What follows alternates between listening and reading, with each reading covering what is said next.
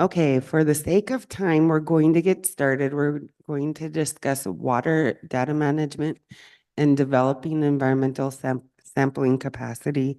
Today we have Robert Beck he's a program manager, resources program manager with and I might butcher it, so correct me if I get it wrong, with the Quileute tribe. You say it again? There's an L in there, kind of. Okay. Quileute. Okay. Then we have Dwayne Pekoski, sorry, um, who is an environmental scientist currently residing on the Olympic Peninsula of Washington State, working for Gold Systems, Inc. And then Holly Thompson Duffy, who is an environmental health science manager with the Portland Area Indian Health Board. And Etta Mutter online virtually with, she's a science director for Yukon River Intertribal Watershed Council.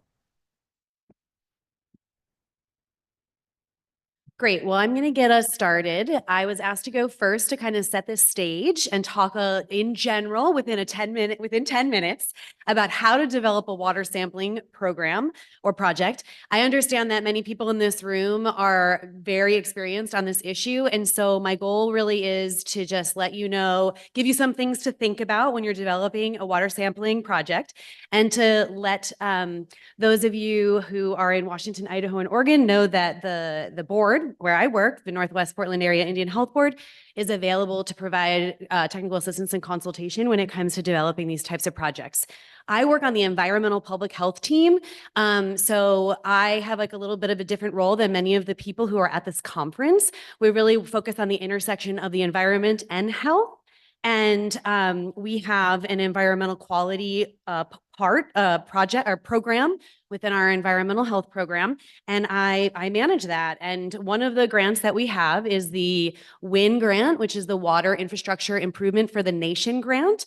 And we were funded to do lead testing in drinking water in schools and childcares for Washington, Idaho, and Oregon. In Alaska, Alaska Native Health Consortium does that. And my counterpart there would be Christy McDonald. So if you have questions about that program, you can talk to her. Oh, she's great to work with. Fun fact, which I don't have time for, but I'm going to say it anyway. We were in the same master's program, and then we just like randomly met up in this world. So it was great. Okay, so when you are developing a water sampling program, there are a lot of things that you want to consider. Firstly and foremost is your purpose and your objectives. So what are you doing this for? Why are you collecting this data? What are you going to do with this information? You might use it to monitor over time, tracking trends. You might use it to identify different actions and needs. You might use it to secure funding, which you can use to demonstrate your needs in order to get that funding. You might use it for ensuring compliance with standards and regulations. And you might be using it as well to meet stewardship and public health goals. So when you're beginning a water sampling project, the first thing that you want to do is to define the scope, the objectives, which you just talked about, and identify your stakeholders. So you want to know what you're going to be sampling for, where, when, how often. You want to identify your sampling techniques or protocols, identifying your standards that you're working against. So in our case, with our lead and water program, we use the 15 parts per billion or micrograms per liter as our standard. However, our action level is actually a 5. So we have established our own levels in which we engage with people and the types of recommendations that we give based off of those. You also want to define your roles and responsibilities, who's involved and what kind of role they're going to be playing. So it's clear across the board. And then you want to identify your stakeholders and develop your communication plans. When you're talking about data collection specifically, you really want to write out those standard operating procedures. And I always find it useful to have a cheat sheet, especially for the field samplers. So what are you going to do before, during, and after? Quick, easy checklist. Obviously, it's all written in your QAP, but it's easier for a lot of people to just have that quick reference guide. You'll also want to identify what kind of supplies and equipment you're going to need. So different kinds of water sampling projects require different kinds of containers to put them in, right? So you might have like a 250 milliliter wide mouth. You might have a narrow neck gallon container. Everything is going to depend on what it is that you're sampling for and what and where. You're also going to want to map out your route. You can see that I have an image up here of like a school. So this is for obviously our project, but if you're, doing it in the ocean or streams, things like that, you're going to want to map that out in advance. Generating your field sampling forms, so you're keeping track everywhere that you're going. Also, I find it really, really helpful to pre-print your labels. So in that first picture up there, you can see that's from our project. We print all of our labels beforehand with all of the information that we need and all the information that the laboratory needs.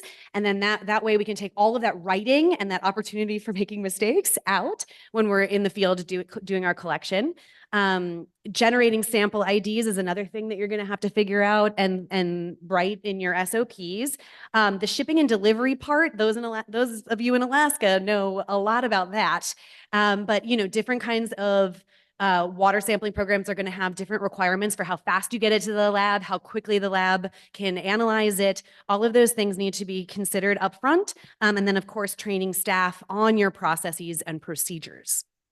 So when you're talking about data management and analysis, you really want to upfront, you want to determine how you're going to store and organize the data. You want to determine who's going to have access to this data, how you're going to keep the data secure. And how you're going to track that data over time. A lesson that I've learned is to develop that data management plan in consideration of how you're actually using it and reporting it out so that you don't have to take extra steps to do that. And then there are a lot of environmental sampling data software out there. And so you might be able to find a system that works really well for you. Ideally, you can have it track multiple environmental sampling projects that you have going on and have them all in one spot. Is ideal.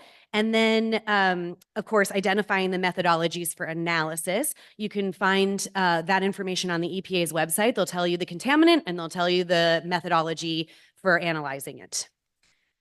So that brings me to contracting with a certified laboratory. This was the first time that I've done this process, and I'm sure that there are many people in the room here who have more experience than I do with contracting with a certified laboratory. But some of the things that I've learned is, first and foremost, not every lab can do everything, right? So again, the EPA has a great resource where they identify the certified laboratories for the methodologies in your state. And it turned out for like lead, there was maybe like a dozen. So it really limited like how many places I needed to go to ask for bids, right? I did develop a request for proposal.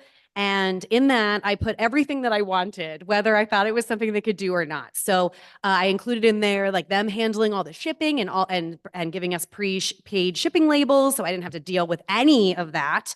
And I also put in there like different ways to report out the data and whatnot. And so if you don't ask for those things, then you're definitely not going to get them. So it's best to ask for every single thing that you could want and think that out. And then hopefully they'll come back to you and be able to provide those things with you, or at least to some degree. Always getting free bids, everybody knows that. So I feel like I don't need to spend any time on it. Some considerations to keep in mind when you are contracting with a certified laboratory is, are they going to provide the equipment and supplies, or do you need to purchase them? The shipping versus the drop off, are both allowable? Do they need to be done one way or the other? For shipping, what is the like required drop off time? Same with drop off.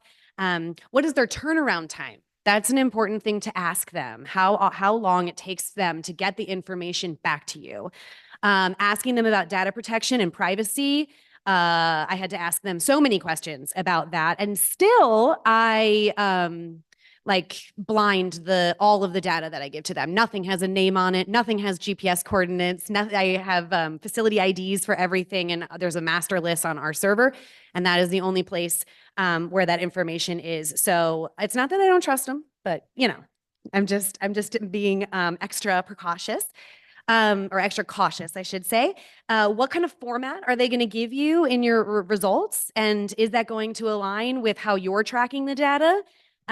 So I'll give you an example. The laboratory, you'll see the report that they give us is not very helpful. And I actually just asked them, hey, can you actually provide these results to me in an Excel spreadsheet? And they did, which made my life a lot easier because then I didn't have to go around and be double putting things into the system. I could just copy and paste and have them be in our database at one time.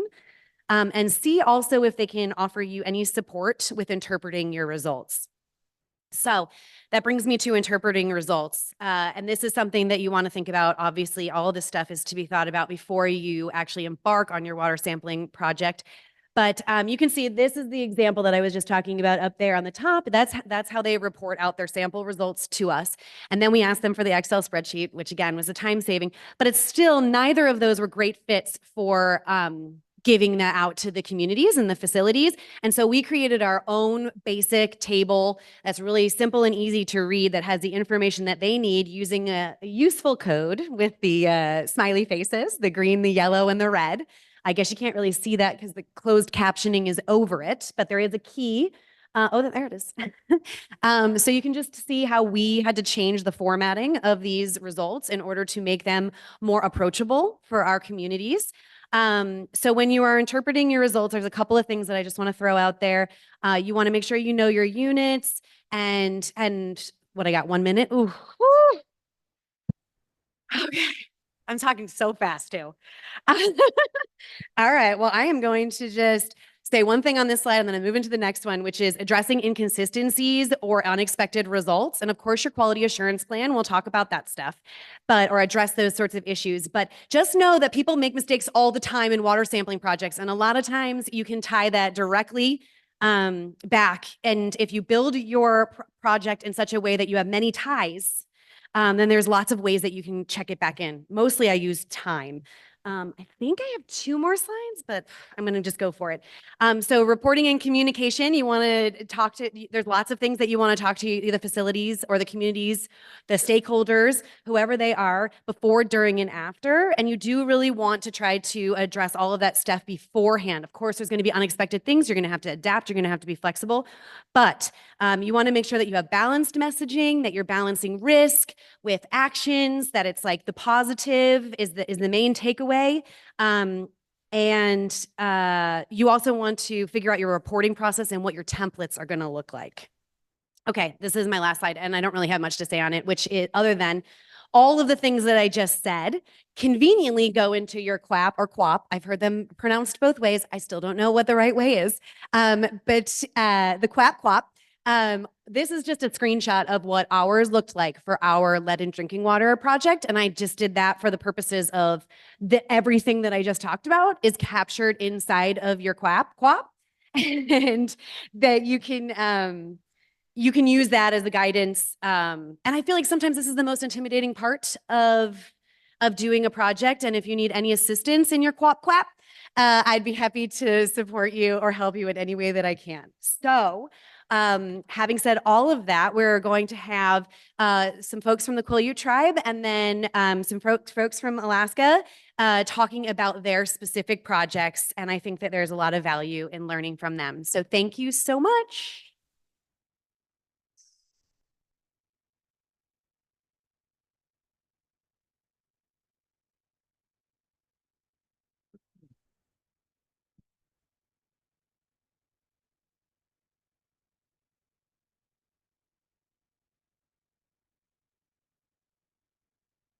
That's our QR code to our website, just in case, and then I'll obviously my up there. Thank you.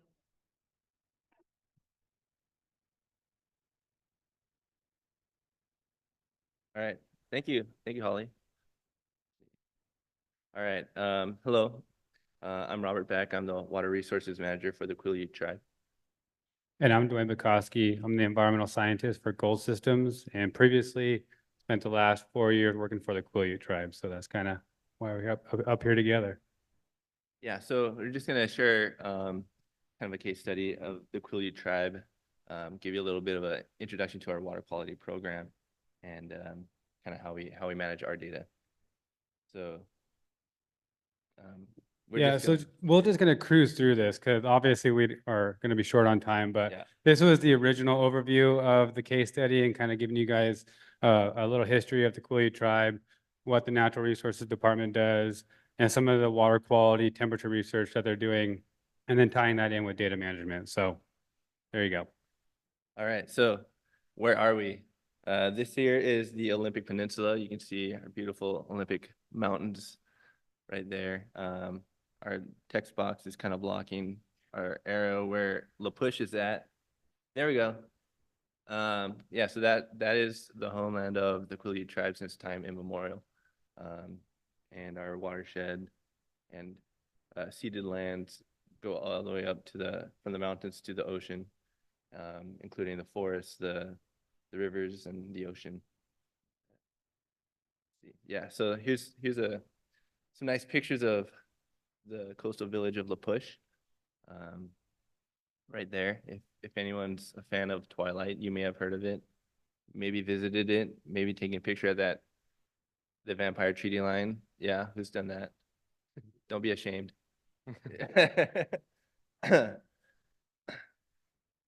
All right, so the Quileute tribe, they've called that area home since forever. They were expert sealers, whalers. They really lived off of the ocean and also off of the land, right? Hunting elk and gathering and being stewards of the land and the ocean. In 1856, they were signers of the Treaty of Olympia, in which they reserved their rights along all the ceded lands that ended up becoming mostly nowadays the Olympic National Park, but also much of that land is also put into private forests and timber for most of the land use in our area. And then the Quileute tribe has a reservation at the mouth of the Quileute River, which is the bottom or the lower 5 miles that consists of the Solduck, the Dickey, the Kalawa, and the Bogashil rivers. And it is home to all 5 species of Pacific salmon and also steelhead. And let's see, salmon and steelhead are, a mainstay of the tribe, super important for their cultural, economic, social uses since time immemorial. You can see here on this picture, the top one, someone's got a salmon on the end of a spear, but there are also whalers and whatnot. But salmon has been their consistent source of food and identity. And so it's important for our tribe. And yeah, since the Bolt decision, we were able to enter into a co-management relationship with the state. And that's kind of what started the Natural Resources Department at Quileute Tribe. Let's see. So the Natural Resources Department has many different hats, right? Not just fisheries. Fisheries is kind of why it all started, but part of fisheries is also timber, right? Because timber often affects the streams, it affects fish habitat. And so we have our TFWs, Timber Fish and Wildlife crews, that side of our Natural Resources Department. Fisheries, we also have restoration. We have a habitat division now, kind of based on just restoring habitat for salmon. And so it all comes together. We all come together to support our salmon in our environment here. And so for me, I'm the water resources manager. So I use our GAP funds, our 106 funds and our 319 funds to support their efforts as well. So yeah, it's all tied together for salmon. Where's that taken? That's So this is actually taken at the Solduck Falls on the Solduck River. So there's a bunch of summer coho actually staging to migrate up the falls. okay. Okay. Yeah. All right. So water quality, water is life, right? So healthy watersheds means that we can have healthy ecosystems. Healthy ecosystems mean we can have healthy fish. Healthy fish mean healthy people. So for my program, I'm looking mostly to ensure water quality and quantity. I mean, I can't make sure there's water quantity. We don't have any dams or any real big diversions, fortunately, but we do monitor the quantity, water quantity, especially in the face of climate change, changing precipitation regimes in the Northwest. We're forecasted to have, heavier rains in the winter and a lot less precipitation in the summers. So just a change in how things happen, and we don't know necessarily what that's going to do, but we have some ideas through the models that we're reading through, and we're trying to track these things to know what we can do to defend or to protect our salmon and protect our waters for our salmon and our people. So for quantity, we have cooperative agreements with some federal and state partners, including the USGS and the Washington Ecology, to monitor our rivers for stream gauging efforts, as well as other water quality parameters. For tracking our water quality, I go out every month and do discrete sampling. And we also have some physical parameters, also biological. We do some fun benthic macroinvertebrate sampling. I don't know if anyone's done that. It's pretty cool. And then also, we're always trying to track threats like invasive species and non-point source. That's what I use my 319 for. And so, we're trying to just kind of set a baseline so that we can measure. We want to have a measuring stick so that we can compare, past to the future, to their present, where we want to be compared to where we are, compared to where we were. And so tracking all this water quality is setting the stage so that we can have that measuring stick. And we use that measuring stick to determine, what kind of actions we can take, whether it's, doubling down on protecting and making sure that our pristine water sources are clean and clear, or restoring water through restoration. So there's a quick map of kind of all my sites. Not all of them are active, but these are all our historical sites. I sampled about 43 sites, and a subset of those, I measure additional parameters like discharge for low flow in the summers. And over here, you can see pictures of some of our crew doing benthic macroinvertebrate sampling, stir up the dirt and pick out bugs. And then we also set out temperature loggers to measure, ultimately to get our 7 DADMs. So it's our seven daily average daily maximum, which is a state water quality criteria that the state enforces for core salmonid use of the rivers. And so in our region, our rivers are all set as core salmon habitat. So we've kind of got some of the most well-protected rivers, but still we're seeing exceedances. And that's why we're throwing out our temperature loggers to capture that, to see trends from year to year, especially as we're expecting, continued change with climate change. And so I think everyone here probably knows already that, salmon need cold, clean water, and if it gets too warm, it's not good.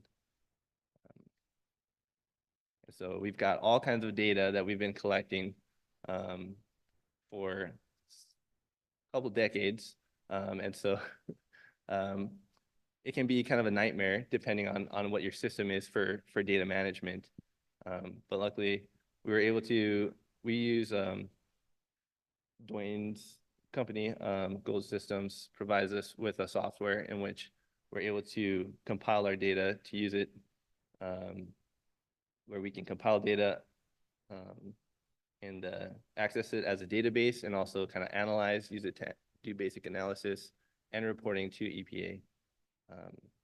So I came on just last year, so it hasn't even quite been a year yet, but it's been a pretty fluid thing. It hasn't been something that I've had to worry about, despite knowing that it can be a scary fact trying to figure out how to submit to WQX. Well, I think we're over on time, but I just want to put a plug in.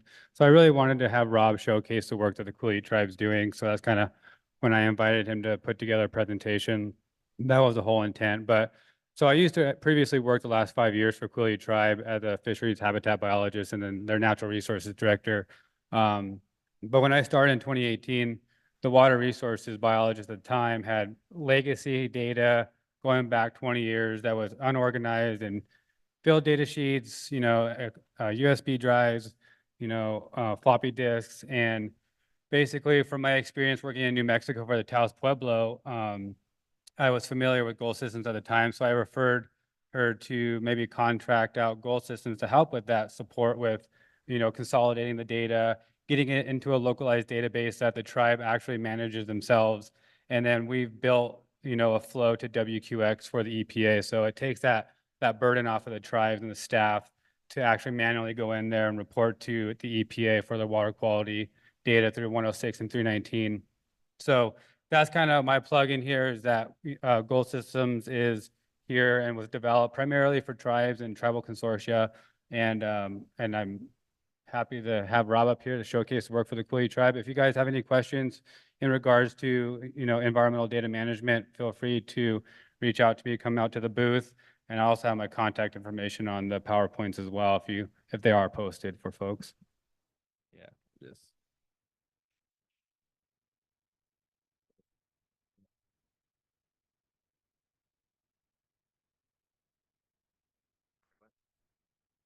Click through. Oh, okay, yeah.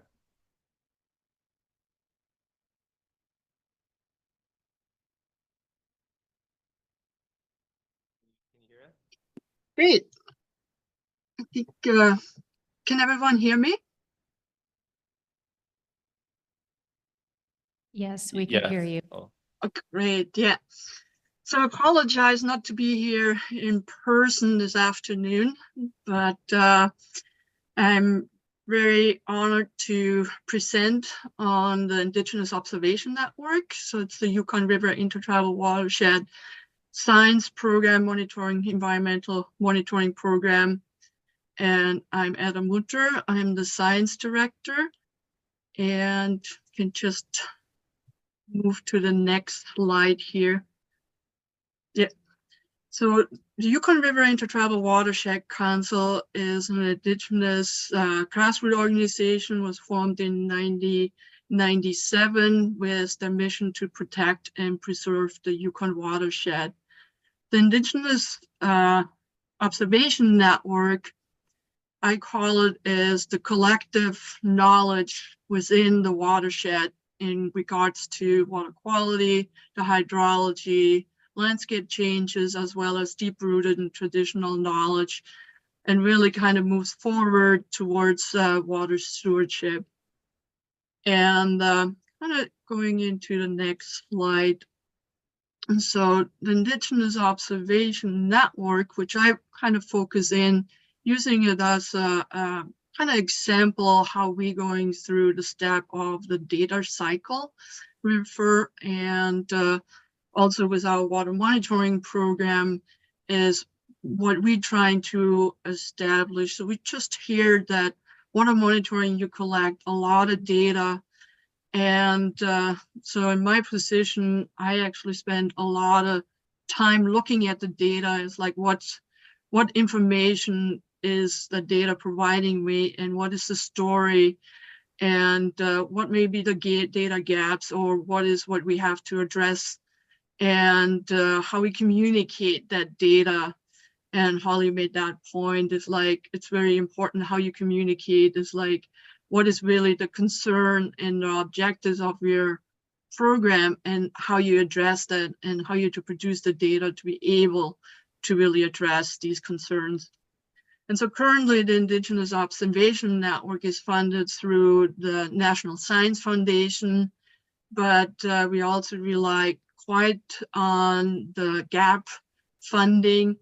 And because one is like looking at the climate change and climate change influence how water quality is maybe changing over time. But then we're also addressing potentially for some tribes, establishing baseline monitoring for concerns, research development, and salmon habitat potentially, as well as local concerns on water resources due to landfill or sewage lagoons. So with the climate change focus, we really taking a part of how landscape is changing through measuring the active layer, so the layer above the permafrost, as well as looking at the water quality within the Yukon and tributaries, and then taking snow surveys, snow measurements during the winter time at these grids where we also measuring that soil depth, that active layer. And going into the next slide. So the 3 different maps, I think want to just drive the point. One is like towards your left is the Yukon River, is like in that shady gray blue color, overlaying the Alaskan map, and that overlays the map to the US. So just to give you a scale of the Yukon watershed, is the 4th largest watershed in North America. The whole entire Yukon actually flows from the east to the west, is over 2,000 miles long. And so in comparison, what we struggling up in Alaska is really what we call it the data desert, and that is illustrated in the map to your right. So if you take the national kind of water catalog, and you see what is kind of collected data-wise from federal agencies in the lower 48 compared to Alaska.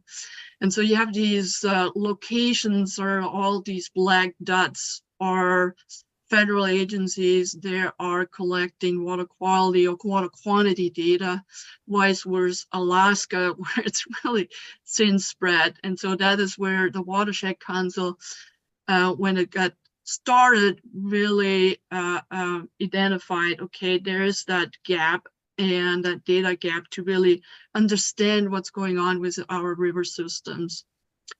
And so the bottom map is showing just the Indigenous Observation Network sample locations, illustrated with that red dots. And so what we really take real big proud is the collective work between First Nations and Alaska tribes. So overall have 54 sample sites across the watershed, really from the headwaters all the way to the Bering Sea to the mouth. And so going into the next slide is just kind of reiterate here a little bit, is like what we looking for monitoring is like, one is like the planning and collection of data, and then is like that big I would say focus in on data assurance and accuracy, and that's kind of described in the quality assurance plan. And then also with the management aspect is like the data preservations, and which is very kind of how you store the data short term as well as long term. And then really with describing the data, analyzing the data, is like how you share the data. So kind of the next several slides, to just give it as an example what we do with the Watershed Council, and in terms of that data life cycle. Going into the next slide. So one is like the whole planning and sample collection. So we do annual trainings with our samplers, and then our samplers within the communities are collecting water samples once a month currently. These are getting flown out, shipped out towards usually with the watershed council staff members picking it up, preserving the samples before they get sent into the lab. And Holly already made the point, is like, depends which laboratory you use. It's like which the focus on your project. It's like if we kind of getting samples for baseline, for example, research development concerns, I'm using a professional laboratory. Samples there are for climate change, we're using with university partners. And so it can varies a little bit which laboratory we kind of sending it. And so we have our water quality reports that is really designed to share the data towards our communities with interpreting kind of the long-term data, as well as we have more with our collaboration with the USGS, storing the data within the science base. So going into the next slide. And Etta, we have about 1 minute left too. Perfect.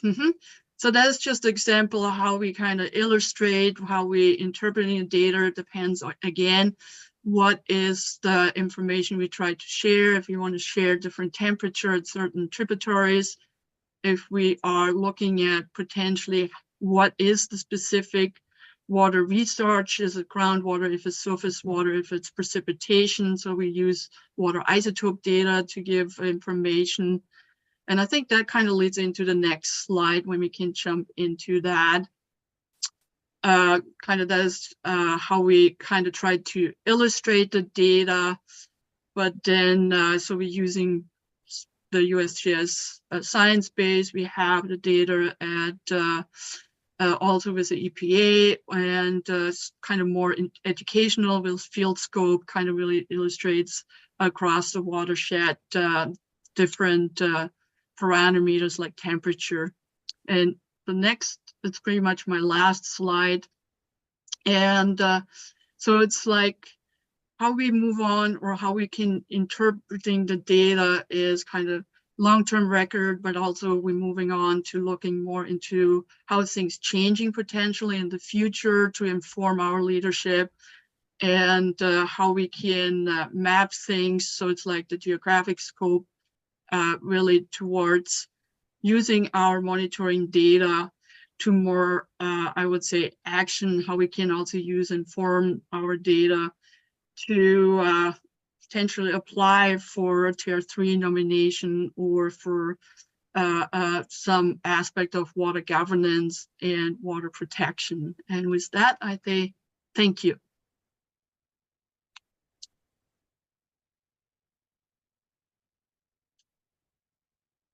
Thank you all so much for sharing about water data and collection. I'm going to open it up if anybody in the room or online has questions. Yes, we do have a question online.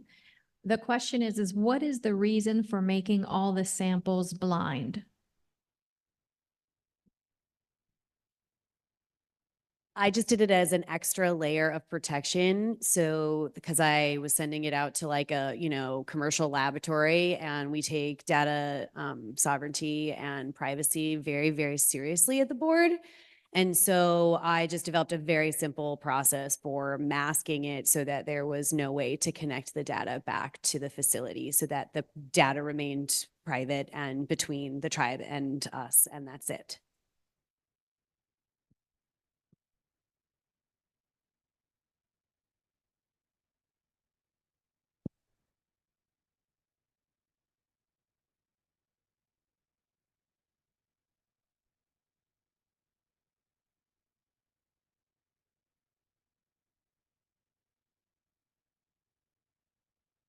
Testing. This is gonna be a really big part of my life. Cause it's on my work plan.